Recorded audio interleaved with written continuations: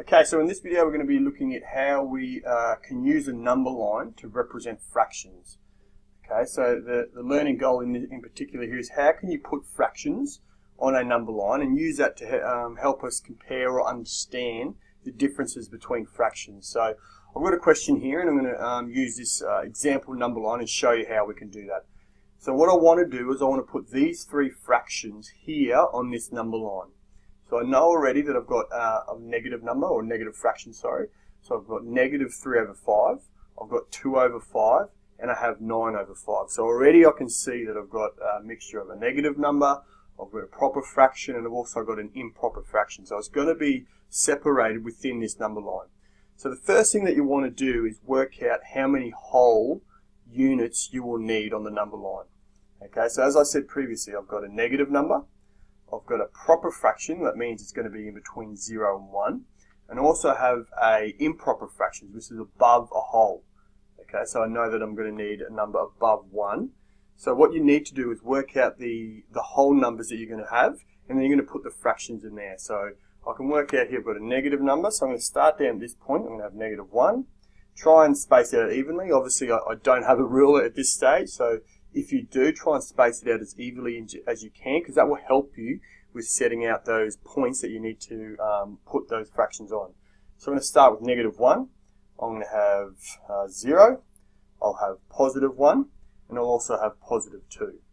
Now, the important thing is that, remember, number lines can be separated however you want. They can start at any point, but it's really important that you set down what the whole represents. So in this case, 2 over 5 is going to be in between 0 and 1. So you really need to make sure what a whole represents.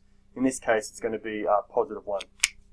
The next step that you need to do is look for a common denominator. Look for an example of how you can split out these whole numbers into equal parts so that we can place those fractions on the number line. Now I've noticed here that they each have a denominator of 5, so I know that these parts separated evenly within each of these wholes. Okay, so each of these represents a whole. Okay, I know that they're going to be divided into 5 equal parts. So as best you can, obviously hopefully you can use a ruler.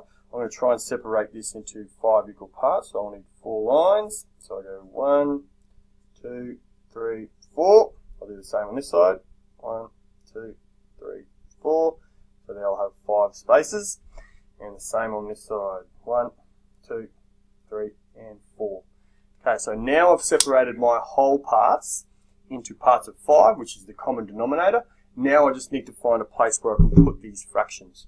So I'm going to start with the first one, which is negative 3 over 5.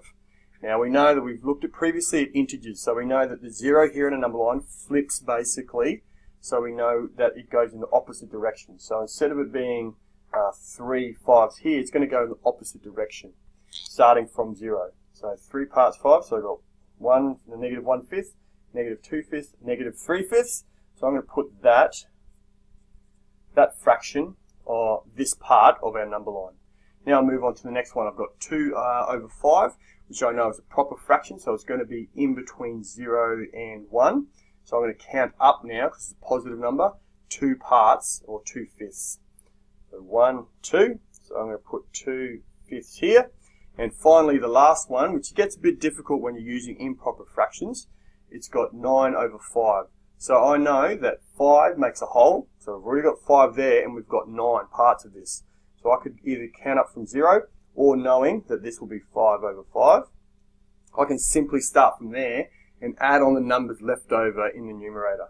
So if I've got 5 over 5, this will be 6 over 5, 7 over 5, 8 over 5, and 9 over 5. Okay, so that's the best way that you can use a number line to help you represent fractions. So as you can see here, I know now by placing these on this number line, I know which fractions are bigger and which fractions are smaller depending on where they sit on this number line. So the first thing you need to make sure you do is set out your whole number units, make sure you have them set out. You divide it into equal parts, each of those units, hopefully that they all have the same denominator. Otherwise you have to try and work out to get a common denominator and then separate it from there and then simply place them on from there. So if you have any questions, make sure you write them down and we'll look at them in class. Thanks.